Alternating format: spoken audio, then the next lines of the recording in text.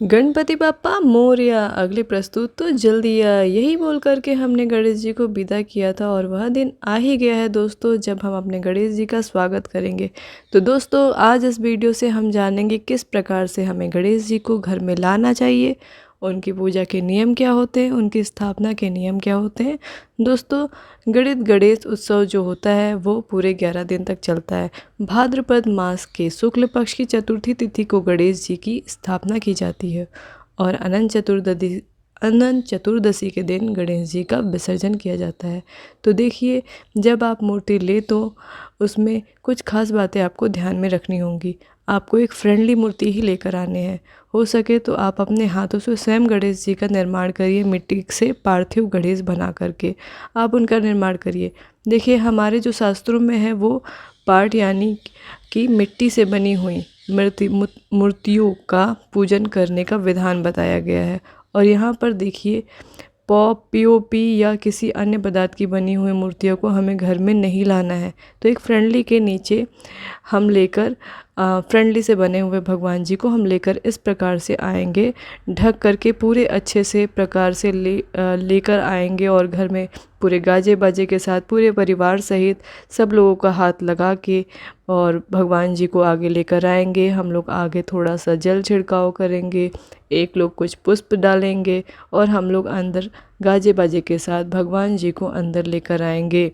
इससे पहले हम लोग अपने मंदिर को स्थापना सही से कर लेंगे। मंदिर में लाल कपड़े या पीले कपड़े बिछा देंगे, उसके ऊपर अक्षत रोली सब चीज़ लगा देंगे और हम लोग अपना चौकी सजा के रेडी कर लेंगे। उसके बाद गणेश जी को हम लेकर आएंगे और यहाँ देख सकते हैं हम लोग ने द्वार पे 2 घी का दीपक जलाए गणेश जी का आगमन करने के लिए। और अब हम लोग एंट्री कर रहे हैं, गणेश जी को लेकर जा रहे हैं और हम लोग बहुत खुश हैं। जब गणपति बप्पा आते हैं तो हम लोग बहुत खुश हो जाते हैं। गणपति बप्पा के जयकारे लगाते हुए गणपति बप्पा मोरया, मंगल मूर्ति मोरया करते हुए हम लोग एंट्री मारेंगे और उसके बाद और हम लोग लेकर आएंगे। उसके बाद जब हमारे गणपति जी पधारेंगे तो हम उनका स्वागत करेंगे। जितने भी दिन के लिए चाहे उतनी ही दिन के लिए स्थापना कर सकते हैं। और ये गणपति जो हैं आप चाहे तो देखिए गणेश चतुर्थी से पहले भी लाकर रख सकते हैं, इस तरीके से रख सकते हैं। यदि आप पहले ला कर के रखते हैं तो अगर चतुर्थी वाले दिन ही लेकर आ रहे हैं तो उससे पहले गणेश जी लाने से पहले आप अपनी चौकी अवश्य रूप से सजा लीजिए और यहाँ पर गणेश जी को विराजमान करते हैं। इसके बाद में चौकी तो सजी ही थी, उस पर हम लोग गणपति बप्पा को मेहमान के स्वरूप में अपने बिल्कुल कलेजे से लगा करके लेट हैं। और आप चाहें तो देखिए पुत्र के रूप में ला सकते हैं, इस देव को रूप में ला सकते हैं। पुत्र के रूप में लाइए, देव के रूप में लाइए, या जैसे भी आपको अंदर से आता है आपकी इच्छा हो वैसे ही लेकर आइए। यदि आप संतान चाहते हैं तो गणेश जी को बाल रूप में लेकर आएँ और उनसे प्रार्थना करें संतान के लिए। तो दोस्तों गणेश चतुर्थी की पूजा का विधि या गणेश स्थापना की पूजा की विधि डिटेल में मैंने चैनल पे डाल रखी है, उसका वीडियो आप लिंक के डिस्क्रिप्शन में आपको मिल जाएंगे, तो विधि आप वहाँ से देख लीजिएगा। आज के इस वीडियो में मैं आपको नियम बता रही हूँ कि क्या नियम होते हैं गणेश जी को घर में लाने के और क्या पूजन के नियम होते हैं। तो आप इस वीडियो को देखते हुए स्क्रीन पर देखते हुए पूजा विधि को आप ये नियम सकते हैं। और सबसे पहली बात तो एक फ्रेंडली गणेश जी हमें चाहिए और सीधी तरह से जो सूट होती है गणेश जी की उन्हें लानी चाहिए। बहुत ही शुभ रहते हैं और इसमें नृत्य करती हुई मूर्तियाँ हमें कभी भी घर में नहीं लगानी चाहिए।